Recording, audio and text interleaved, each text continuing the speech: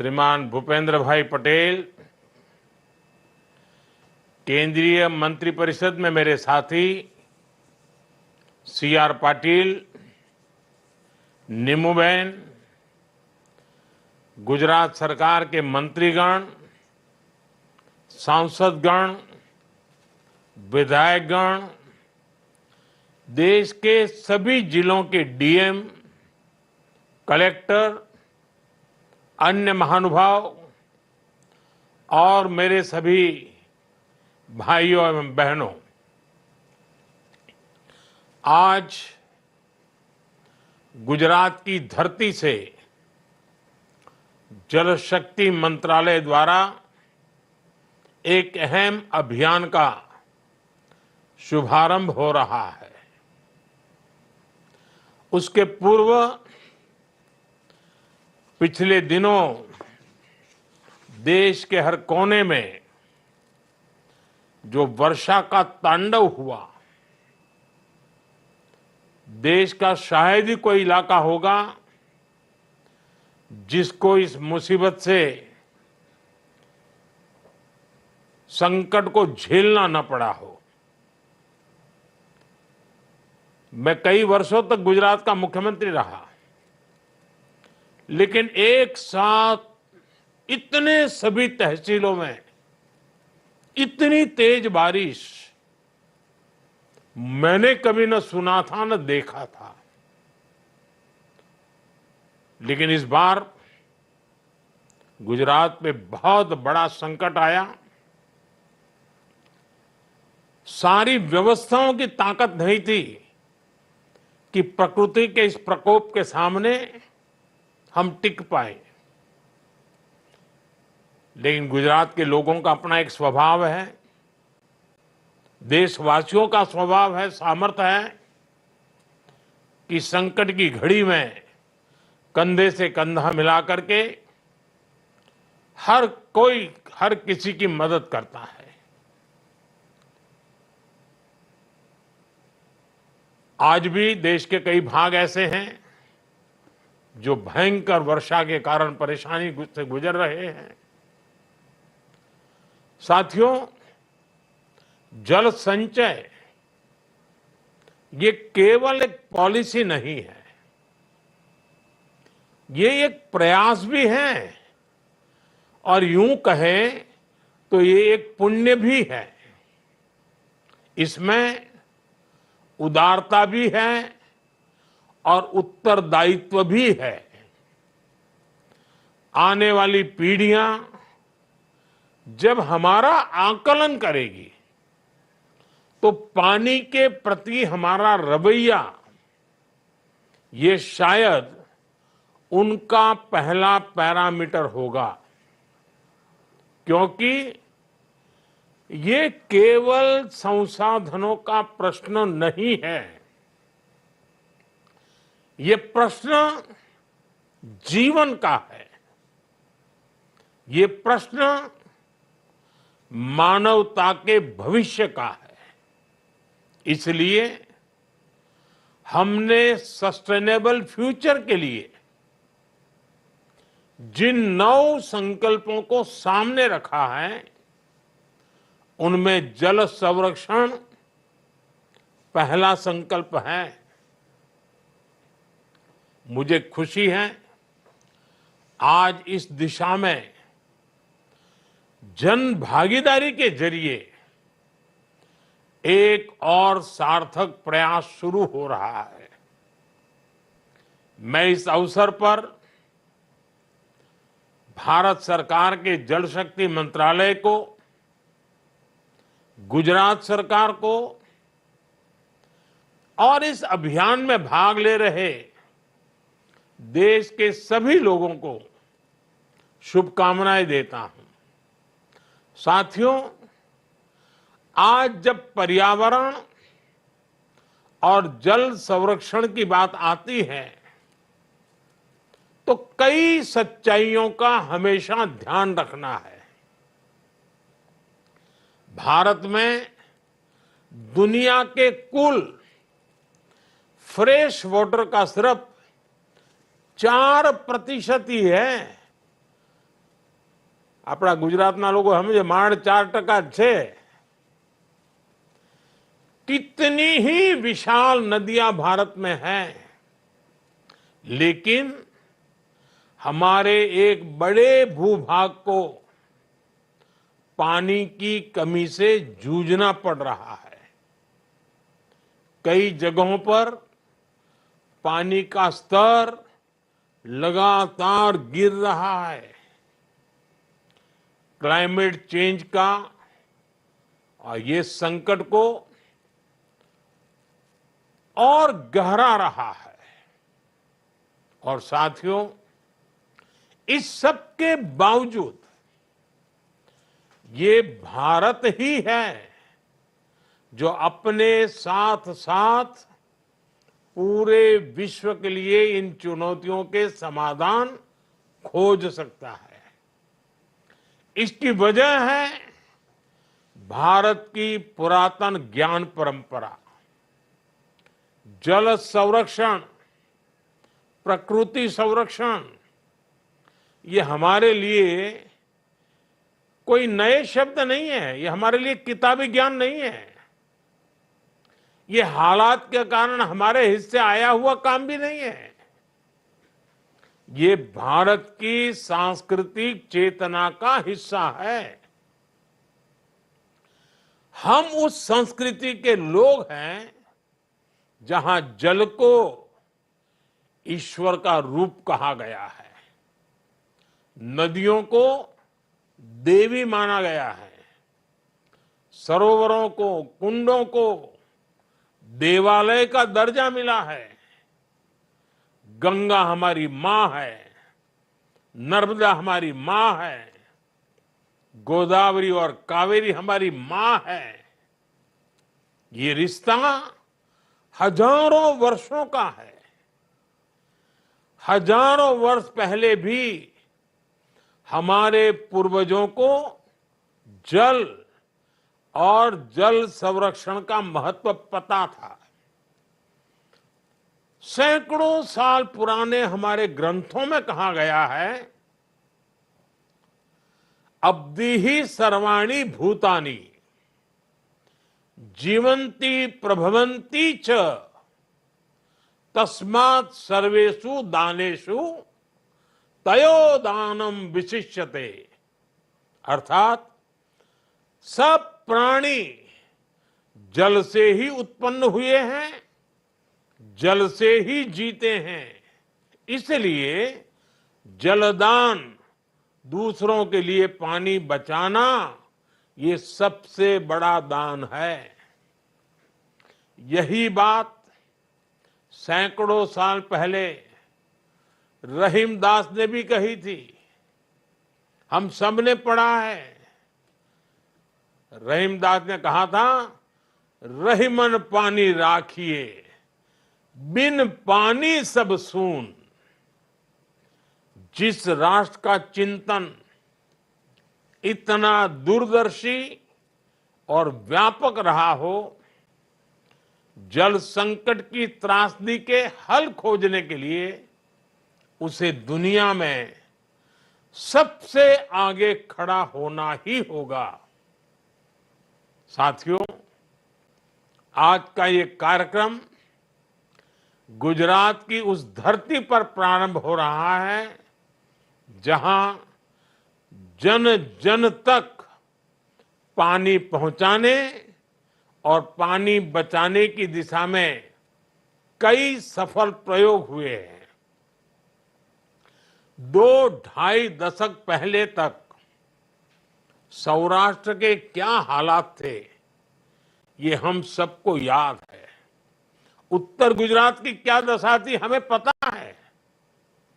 सरकारों में जल संचयन को लेकर जिस विजन की आवश्यकता होती है, पहले के समय में उसकी भी कमी थी. तभी मेरा संकल्प था कि मैं दुनिया को बता के रहूंगा कि जल संकट का भी समाधान हो सकता है. मैंने दशकों से लटके पड़े सरदार सरोवर डैम का काम पूरा करवाया. गुजरात में सौनी योजना शुरू हुई, जहां पानी की अधिकता थी, वहां से पानी जल संकट वाले इलाकों में पहुंचाया गया। विपक्ष के लोग तब भी हमारा मजाक उड़ाते थे कि पानी के जो पाइप बिछाए जा रहे हैं उनमें से हवा निकलेगी, हवा। लेकिन आज गुजरात में हुए प्रयासों के परिणाम सारी दुनिया के सामने हैं। गुजरात की सफलता, गुजरात के मेरे अनुभव मुझे ये भरोसा दिलाते हैं कि हम देश को जल संकट से निजात दिला सकते हैं। साथियों, जल संरक्षण केवल नीतियों का नहीं, बल्कि सामाजिक निष्ठा का भी विषय है। जागरूक जनमानस, जन भागीदारी और जन आंदोलन, ये इस अभियान की सबसे बड़ी ताकत है।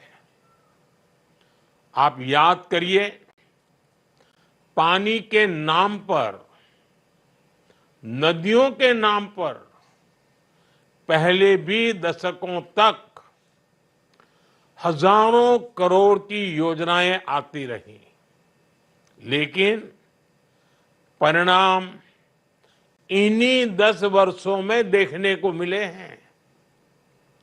हमारी सरकार ने होल ऑफ सोसाइटी और होल ऑफ गवर्नमेंट के अप्रोच के साथ काम किया है। आप 10 वर्षों की सभी बड़ी योजनाओं को देखिए। पानी से जुड़े विषयों पर पहली बार साइलोस को तोड़ा गया। हमने होल ऑफ द गवर्नमेंट के कमिटमेंट पर पहली बार एक अलग जल शक्ति मंत्रालय बनाया। जल जीवन मिशन के रूप में पहली बार देश ने हर घर जल, इसका संकल्प लिया। पहले देश के केवल 3 करोड़ घरों में पाइप से पानी पहुंचता था। आज देश के 15 करोड़ से अधिक ग्रामीण घरों को पाइप से पानी मिलने लगा है। जल जीवन मिशन के जरिए देश के 75% से ज्यादा घरों तक नल से साफ पानी पहुंच चुका है। जल जीवन मिशन की ये जिम्मेदारी स्थानीय जल समितियां संभाल रही है। और जैसा गुजरात में पानी समिति में महिलाओं ने कमाल किया था, वैसे ही पूरे देश में अब पानी समिति में महिलाएं शानदार काम कर रही है। इसमें कम से कम 50% भागीदारी गांव की महिलाओं की है। भाई और बहनों, आज जल शक्ति अभियान एक राष्ट्रीय मिशन बन चुका है। पारंपरिक जल स्रोतों का रिनोवेशन हो, नए स्ट्रक्चर्स का निर्माण हो, स्टेक होल्डर से लेकर सिविल सोसाइटी और पंचायतों तक हर कोई इसमें शामिल हो। जन भागीदारी के जरिए ही हमने आजादी के अमृत महोत्सव में हर जिले में अमृत सरोवर बनाने का काम भी शुरू किया था। इसके तहत देश में जन भागीदारी से 60,000 से ज्यादा अमृत सरोवर बने। आप कल्पना कर सकते हैं देश की भावी पीढ़ी के लिए ये कितना बड़ा काम है। इसी तरह ग्राउंड वाटर के रिचार्ज के लिए हमने अटल भूजल योजना शुरू की। इसमें भी जल स्रोतों के मैनेजमेंट की जिम्मेदारी गांव में समाज को ही दी गई है। 2021 में हमने कैच द रेन कैंपेन शुरू किया। आज शहरों से लेकर गांवों तक कैच द रेन से लोग बड़ी संख्या में जुड़ रहे हैं। नमामि गंगे योजना का भी उदाहरण हमारे सामने है। नमामि गंगे करोड़ों देशवासियों के लिए एक भावनात्मक संकल्प बन गया है। हमारी नदियों को स्वच्छ बनाने के लिए लोग रूढ़ियों को भी छोड़ रहे हैं, अप्रासंगिक रीतियों को भी बदल रहे हैं। साथियों, आप सब जानते हैं, मैंने पर्यावरण के लिए देशवासियों से एक पेड़ मां के नाम, एक पेड़ मां के नाम लगाने की अपील की है। जब वृक्ष लगते हैं तो ग्राउंड वाटर लेवल तेजी से बढ़ता है। बीते कुछ सप्ताह में ही मां के नाम पर देश में करोड़ों पेड़ लगाए जा चुके हैं। ऐसे कितने ही अभियान हैं, कितने ही संकल्प है।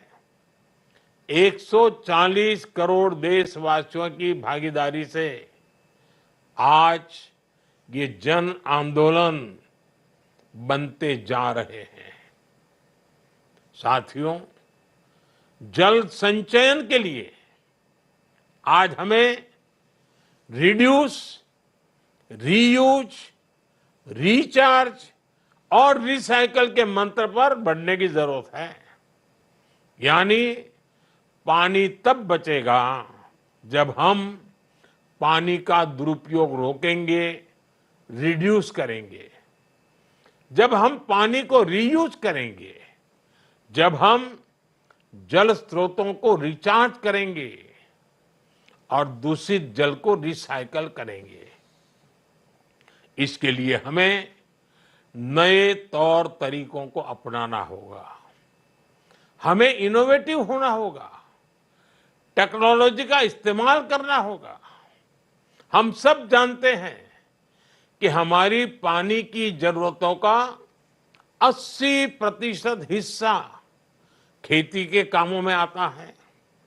इसलिए सस्टेनेबल एग्रीकल्चर की दिशा में हमारी सरकार ड्रिप इरिगेशन जैसी तकनीकों को लगातार बढ़ा रही है। पर ड्रॉप मोर क्रॉप जैसे अभियान, इनसे पानी की बचत भी हो रही है। कम पानी वाले इलाकों में किसानों की आय भी बढ़ रही है। सरकार दलहन, तिलहन और मिलेट जैसी कम पानी की खपत वाली फसलों की खेती को भी बढ़ावा दे रही है। कुछ राज्य जल संरक्षण के लिए वैकल्पिक फसलों पर किसानों को इंसेंटिव भी दे रहे हैं। मेरा आग्रह है, इन प्रयासों को और गति देने के लिए सभी राज्यों को साथ आना चाहिए, मिशन मोड में काम करना चाहिए। खेतों के पास तालाब, सरोवर बनाना, रिचार्ज वेल बनाना, हमें कई नई तकनीक के साथ ऐसे पारंपरिक ज्ञान को भी बढ़ावा देना होगा। साथियों, साफ पानी की उपलब्धता, जल संरक्षण की सफलता, इससे एक बहुत बड़ी वाटर इकोनॉमी भी जुड़ी है। जैसे जल जीवन मिशन ने लाखों लोगों को रोजगार और स्वरोजगार के मौके दिए हैं। बड़ी संख्या में इंजीनियर्स, प्लम्बर्स, इलेक्ट्रिशियंस और मैनेजर जैसी जॉब भी लोगों को मिली है।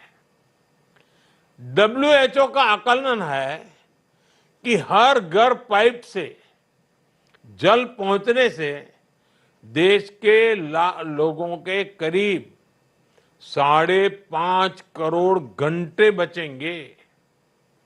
ये बचा हुआ समय विशेषकर हमारी बहनों बेटियों का समय फिर सीधे देश की अर्थव्यवस्था को बढ़ाने में लगेगा। वाटर इकोनॉमी का एक अहम पहलू हेल्थ भी है, आरोग्य। रिपोर्ट्स कहती है जल जीवन मिशन से 1.25 लाख से ज्यादा बच्चों की असमय मौत भी रोकी जा सकेगी। हम हर साल 4 लाख से ज्यादा लोगों को डायरिया जैसी बीमारियों से भी बचा पाएंगे। यानी बीमारियों पर लोगों का जो खर्च होता था वो भी कम हुआ है। साथियों, जन भागीदारी के इस मिशन में बहुत बड़ा योगदान हमारे उद्यम क्षेत्र का भी है। आज मैं उन इंडस्ट्रीज को भी धन्यवाद दूंगा जिन्होंने net zero liquid discharge standards और वाटर रिसाइकलिंग गोल्स को पूरा किया है। कई इंडस्ट्रीज ने कॉरपोरेट सोशल रिस्पांसिबिलिटी के तहत जल संरक्षण के काम शुरू किए हैं। गुजरात ने जल संरक्षण के लिए सीएसआर का इस्तेमाल करने का एक नया कीर्तिमान बनाया है।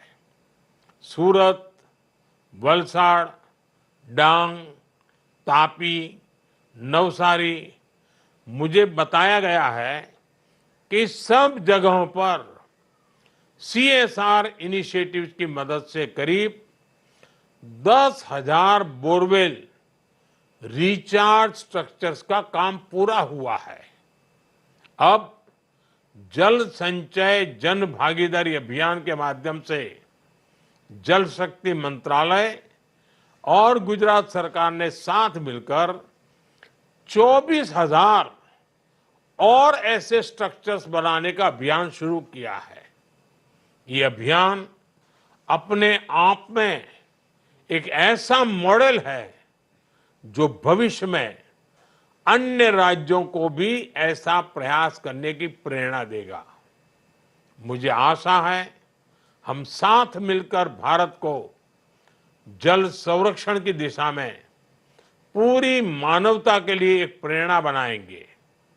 इसी विश्वास के साथ मैं आप सभी को एक बार फिर इस अभियान की सफलता के लिए अनेक अनेक शुभकामनाएं देता हूं।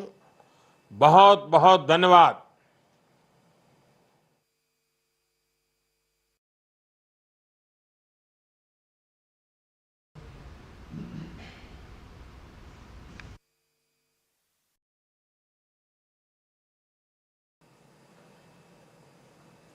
गुजरात के मुख्यमंत्री